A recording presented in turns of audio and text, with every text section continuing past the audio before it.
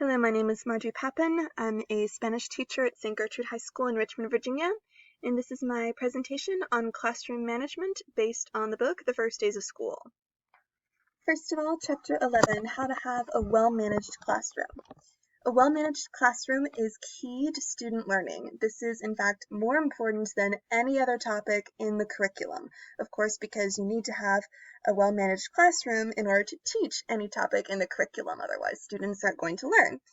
Expectations must be clear from day one and must be consistent throughout the year. This predictability helps keep students focused and knowing what to expect. And I find that it's really important for students to know what to expect throughout the whole year and to know exactly from day one what they're expected to do and how the classroom is going to run.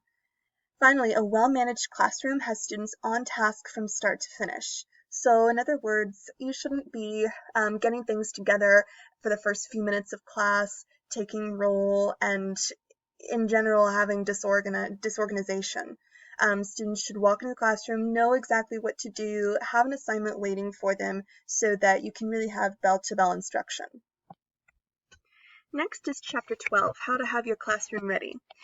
It is important to have the classroom fully prepared and organized before students arrive on the first day. As the book describes a restaurant being all ready with a table set, napkins, and the silverware all exactly in the right place. So in other words, when you walk into a restaurant, you have this expectation of what it's supposed to look like. When you walk into a store, as it says in the book, you have an expectation of what it should look like, and you have a sense of what should be prepared for you. The students feel the same way when they come to school. So you should have your classroom ready and organized so that it looks like a classroom setting, so that it looks ready and prepared and organized. For instance, desks should be arranged so that students face forward. This is particularly important at the beginning of the school year. The students need to face forward towards the teacher so that they can hear all the important instructions and not be distracted by looking at each other or away from you. Furniture should not be in the way of important areas, high traffic areas, such as pencil sharpeners, doors, etc. So you don't want students having to go through like an obstacle course in order to get to the pencil sharpener or get to the door, whatever. Everything should be neatly arranged. Prepare organizational methods for your desk so that your papers are filed neatly and do not accumulate in piles throughout the year. We all know what teacher's messy desk looks like, or at least I certainly do in my experience. So everything is just runs more smoothly when things are filed neatly. Prepare wall space and bookcases, and arrange the classroom to be as close to students as possible to prevent discipline problems. And if you're close to the students, this really helps you keep tabs on them, helps keep them on task, so that you don't have so many discipline problems to deal with throughout the year. Chapter 13, How to Introduce Yourself to Your Class. We all know that a teacher develops a reputation, so it is important to cultivate a positive one. Students always walk into a school year hearing about certain teachers and hearing that, particular teachers have a reputation for being mean or others for being nice and organized. So you want to have a good reputation so that students don't walk into your classroom completely intimidated and not looking forward to it. Good idea is to send a letter or an email home before school begins. This can kind of communicate to parents what you're all about, what your expectations are, and can introduce yourself to the families. And I find that it really helps for the parents to have that kind of personal touch from you before the school year begins. Welcome the students into the classroom with positivity on day one. It can help, for instance, to stand outside the classroom welcoming the students, greeting them as they come into the room one by one. Have the seating already arranged, and give students an assignment to complete when they first arrive. And then, of course, as class begins, state your name, how to pronounce it, and expectations, and communicate to students that they're welcome in your classroom. So you're not just starting off the year laying down a set of rules and everyone's so intimidated about how strict you're going to be. Expectations are important, but you also need to communicate to them that you're approachable and that this is a safe and pleasant place to be. Chapter 14, How to Arrange and Assign Seating. How you arrange seating depends on what you want the students to accomplish. So for instance, seating can be arranged for group work, class discussions, lectures, etc. So you can arrange them in a circle or in rows traditionally. It all depends on what you are planning to do in the class. Once this is determined, then seats should be assigned to minimize confusion on the first day. And it really does take away a lot of the stress off of students to be able to have a desk to sit in right from the get-go. For instance, I teach at an all-girls high school, and I know that the incoming freshmen who just don't know maybe a lot of the other students or who don't already fit into a group can be very worried and have a lot of anxiety about where they're going to sit, if they're going to find a seat, who they're going to be sitting next to. So if you can take that burden off of them, I know in my situation that really helps. And finally, all students should be facing the teacher for the first day because you're going to be telling them a lot of important things from the beginning of the school year. So they need to be facing you, and facing away from you is not going to accomplish what you want it to. Chapter 15, How to Start a Class Effectively. Have an assignment posted immediately and post it in the same place consistently. This is really important. You don't want students to have to be, have their eyes bouncing around the classroom all the time wondering where the assignment is. They always know where it's going to be. It really helps for things to run smoothly.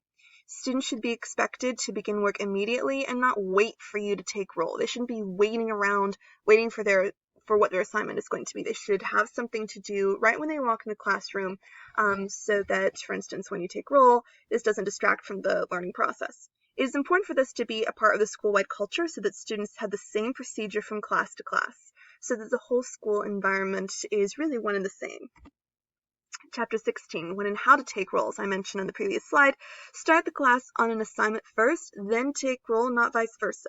The roll taking should not disturb or involve the class. So they can be working on an assignment while you quietly, and unbeknownst to them really, take roll. And it can be in a very simple method. I usually have like a little seating chart where I can very easily see who's missing, and I have to enter it in online. This is something that I do while they're working on something, so it doesn't take away from their learning process. Chapter 17, How to Maintain an Effective Grade Record System. In an effective grade record system, you should be able to see a student's progress immediately. It should not be limited to attendance and test grades, but should be reflecting each student's progress with a running total over time. The record should be detailed and provide an explanation as to how each total is calculated. So in other words, you don't want to just look into a grade book and see a B+ and wonder how on earth did we get that grade, and is this up or down from what it was last week? You want to be able to have something that shows their progress over time, something that really speaks to how the student has performed over the course of the particular 9 weeks. Chapter 18, How to Have an Effective Discipline Plan. It is important to be proactive, not reactive, when it comes to classroom discipline. And as the book states, this is really what classroom management is all about. An effective discipline plan involves rules, consequences, and rewards. These must be clear and consistent.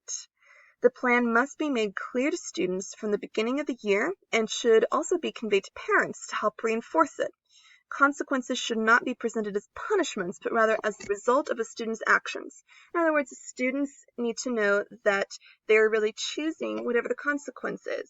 So your rules, your policies, procedures are all made clear at the beginning of the year, and the consequences and the rewards for following these rules or choosing not to follow the rules are made clear, and they are consistent. So a student is not surprised when he receives a consequence to a particular action. Chapter 19, How to Teach Students to Follow Classroom Procedures. We want to teach students how to follow classroom procedures and not coerce them and discipline our way into forcing them to follow the rules. It is important, therefore, to have clearly stated procedures for every classroom activity and to think through what these will be beforehand. These procedures must be taught and rehearsed so that the procedures become routines, not rules. For example, teach them the procedure for when you want the class to be quiet. Explain, rehearse, and enforce. So for instance, you might say that when I want you to be quiet, I'm going to have you all raise your hand. I'm going to raise my hand and you should follow suit. That means that you should be quiet. So let's practice this, you rehearse it, and that's gradually going to become natural to them. And then when they don't remember to do it towards the beginning of the year, you have to reinforce this and just re-practice it and rehearse it again. Finally, Chapter 20, how procedures improve the opportunity to learn. These procedures that I've just outlined create a classroom environment that runs so smoothly that things look completely natural to the outsider. So an observer could come into the classroom, notice that everything's running so smoothly and students know exactly what to do, and it's not completely visible what the rules are or how the teacher has laid them out, but it's very clear that students know exactly what to do and what's going on. Consistency is the key to this classroom environment. You should have procedures for the start of class, what they should do when they walk into the classroom, passing in assignments, whether you want them to pass it, up to the front of the classroom or put it, in your bin on your desk or whatever. Transitioning from one activity to the next, pencils, where they can go to sharpen their pencils, where they can go to get new pencils, group work, how that should run, bathroom breaks, how that works in your classroom, etc. And this will help the class to run itself. Thank you so much for listening, and hope everyone has a great year this coming year.